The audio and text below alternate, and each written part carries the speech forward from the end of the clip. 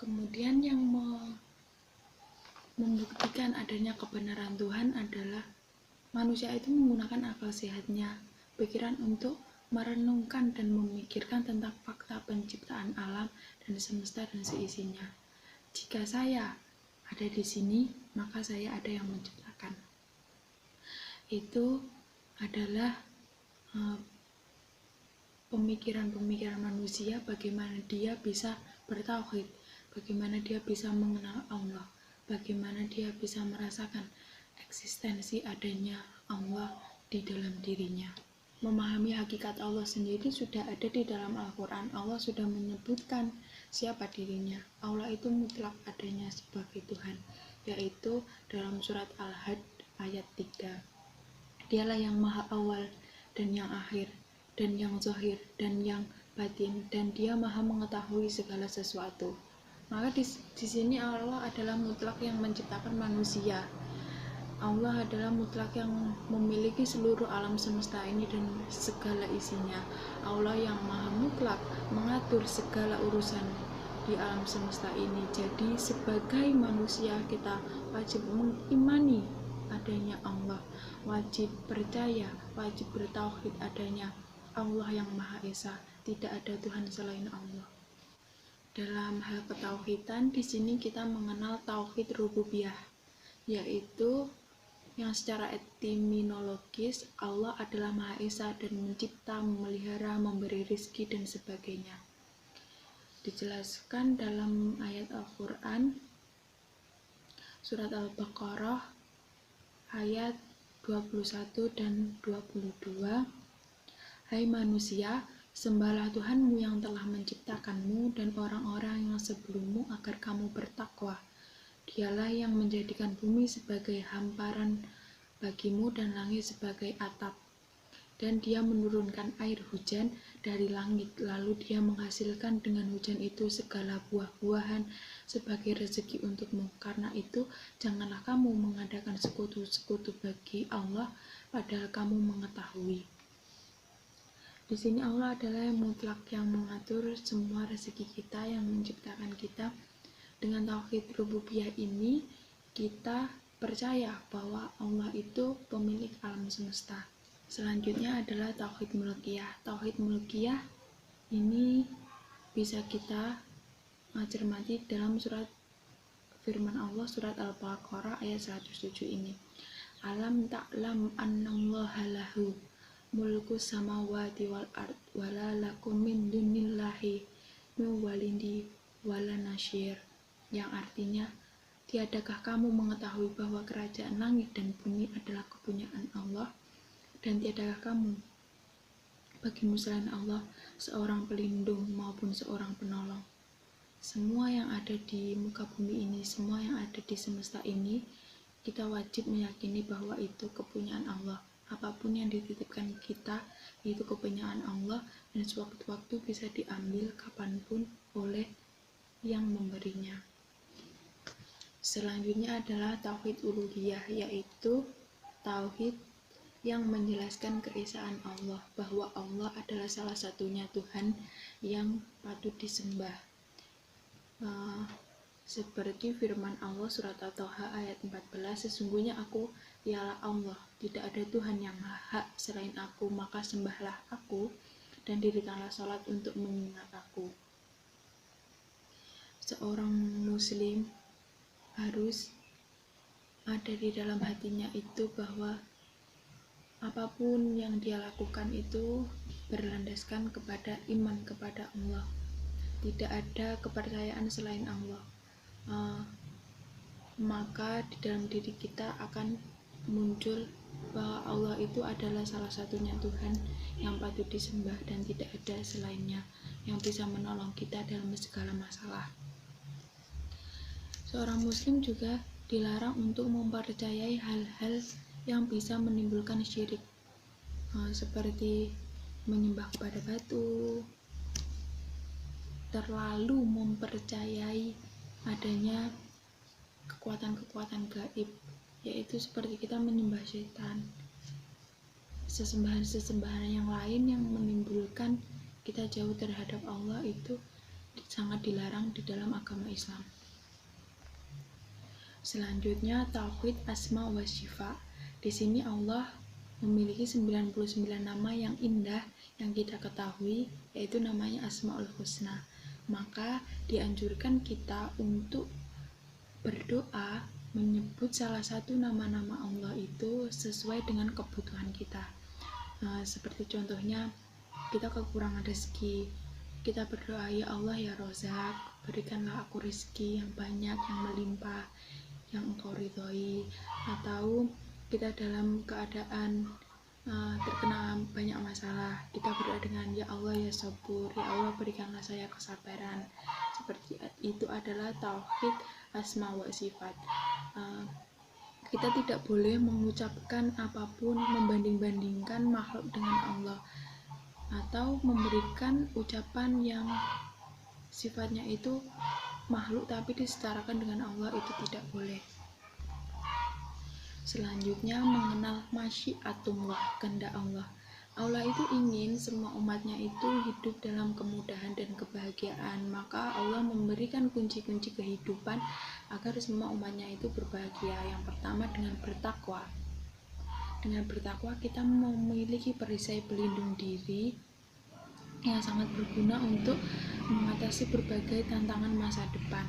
Dengan bertakwa kita percaya bahwa hidup kita itu sudah ada yang menjamin, hidup kita itu sudah ada yang melindungi, hidup kita sudah ada yang mengatur, maka kita akan hidup dengan mudah, hidup dengan lancar, hidup dengan tenang. Adapun faedah kita bertakwa. Bertakwa itu menjadikan kita menjadi kuat. Kita tidak sendiri dalam menghadapi masalah. Masalah-masalah yang kita hadapi itu semua dari Allah dan akan kita pasrahkan kepada Allah. Faedah bertakwa itu ada salah satunya adalah mendapatkan solusi dan rezeki yang tidak terduga. Allah memudahkan urusan kita dalam segala hal, seperti yang disampaikan Allah dalam surat At-Talaq ayat 4. Dan barang siapa yang bertakwa kepada Allah, niscaya Allah akan menjadikan baginya kemudahan dalam urusannya. Seperti ini, kemudahan kita itu sudah dijamin kepada Allah, maka jangan takut untuk menghadapi apapun.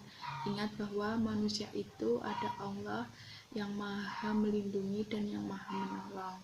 Seberat apapun ujian dalam hidup kita, kita wajib bertakwa kepada Allah, kita wajib menyerahkannya kepada Allah dan rasakan bahwa Allah itu selalu ada untuk kita. Allah itu tidak meninggalkan kita dalam keadaan apapun. Walaupun kamu sedang diuji, maka Allah tidak akan memberikan ujian yang melebihi dari ujian kesanggupan para makhluknya. Allah tidak akan menguji makhluk di luar batas kemampuannya. Seperti itu hal yang harus kita percayai. Selanjutnya mengenal ma'iyatullah, kebersamaan dengan Allah. Al-Quran surat Al-Baqarah ayat 165 itu menjelaskan orang-orang yang beriman itu lebih besar cintanya kepada Allah daripada orang-orang yang musyrik terhadap sesembahannya. Di sini kita tahu bahwa rasa iman, rasa cinta, ketauhidan kita kepada Allah itu lebih besar daripada sesembahan orang musyrik terhadap sesembahannya. Seperti contohnya sembahan orang musyrik terhadap batu, atau sembahan orang musyrik terhadap pohon-pohon besar, seperti itu. Ketauhidan kita itu lebih besar terhadap Allah, maka jika manusia ingin dicintai oleh Allah, maka manusia itu harus berbuat kebaikan. Apapun yang kita perbuat harus berlandaskan dengan ridha Allah. Apapun yang kita lakukan dengan berniat ridha Allah. Percuma kalau kita berbuat kebaikan tetapi itu hanya ingin dipuji sesama makhluk, tidak akan ada faedahnya di hadapan Allah, karena keimanan seseorang yang membedakan orang itu dengan orang lain, bukan hartanya, bukan kecantikannya, bukan ketampanannya. Jadi jika kita ingin dicintai oleh Allah, maka berlomba-lombalah berbuat baik, berlomba-lombalah untuk mendapatkan ridho Allah. Bagaimana cara memunculkan sifat ketauhidan kita itu, cara memupuk sifat ketauhidan kita itu, yaitu salah satunya dengan cara mempercayai dan tidak ragu-ragu lagi bahwa Allah sebagai Tuhan dan tempat mengabdi. Kita harus percaya bahwa Allah itu segala-galanya dalam hidup kita. Allah itu sudah menjamin hidup kita, kita wajib mempercayainya. Yang kedua adalah tidak ragu-ragu lagi menjadikan Islam sebagai cara hidup yang membawa keberkahan di dunia dan akhirat. Islam itu telah menunjukkan cara-cara yang baik dan yang benar untuk mencapai kehidupan yang bahagia di dunia dan akhirat. Maka setiap muslim wajib untuk menjalankan apapun yang diperintahkan dan menjauhi apapun yang telah dilarang di dalam Al-Quran dan hadis. Yang ketiga, kembali menelaah Al-Quran dan hadis sebagai pedoman hidup. Jika kita sudah mempercayai Al-Quran dan hadis itu sebagai pedoman hidup, maka kita tidak akan melihat jalan kiri atau jalan kanan. Kita akan menuju jalan yang lurus, jalan yang diridhai oleh Allah. Yang keempat, mengkaji hukum-hukum tauhid bersama orang-orang yang benar. Kita ngaji, kita mencari guru untuk membimbing kita, untuk mempertebal keimanan kita agar bisa menjadikan kita itu seorang muslim yang sejati, seorang muslim yang mengenal Tuhan dan mempercayai adanya Tuhan. Untuk menjaga ketauhidan kita, Nabi Muhammad itu telah melarang hal-hal yang bisa menggoyahkan tauhid kita, seperti melarang memuji Rasulullah dengan berlebihan, karena hal itu bisa menarik pada penyembahan Rasulullah, seperti yang dilakukan pada kaum Nasrani menyembah Nabi Isa. Jadi kita itu tidak boleh secara berlebihan mengagumi Rasulullah. Kita mempercayai Rasulullah itu utusan Allah dan kita mencintainya, itu saja sudah cukup. Tidak perlu berlebih-lebihan karena itu bisa menggoyahkan ketauhidan kita. Yang kedua, dilarang menghormati kuburan orang-orang yang saleh, sebab itu akan juga menjadi musyrik. Kita akan seperti mempercayai kepada benda-benda yang mati, seperti itu. Melarang sholat di kuburan, terus melarang sholat pada waktu terbitnya dan terbenamnya matahari, maka hal itu seperti menyembah matahari. Melarang umat Islam melakukan ziarah ke tempat-tempat tertentu dengan mendekatkan diri kecuali kepada Allah. Yang keenam, melarang umat Islam bernazar menyembelih hewan selain karena Allah. Contohnya seperti menyembelih hewan agar tidak kerasukan, atau seperti menyembelih hewan untuk sesajen, untuk setan, seperti itu. Melarang umat Islam mengucapkan yang mengandung penyamaan antara Allah dengan makhluk, seperti ucapan atas kehendak Allah dan kehendakku aku seandainya bukan karena Allah dan karena kamu. Dilarang untuk menyampaikan sesuatu yang menyetarakan diri dengan Allah, menyetarakan diri seperti Allah.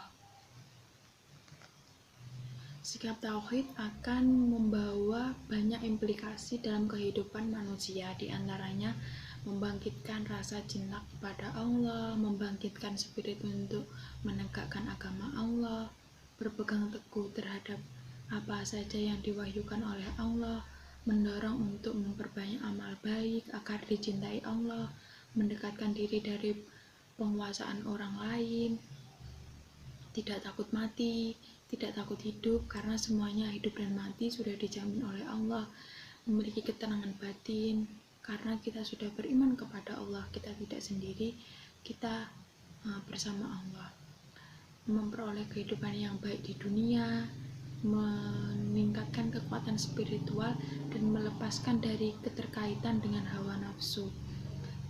Orang-orang yang bertauhid itu sudah ikhlas dengan apapun yang terjadi dalam dirinya, tidak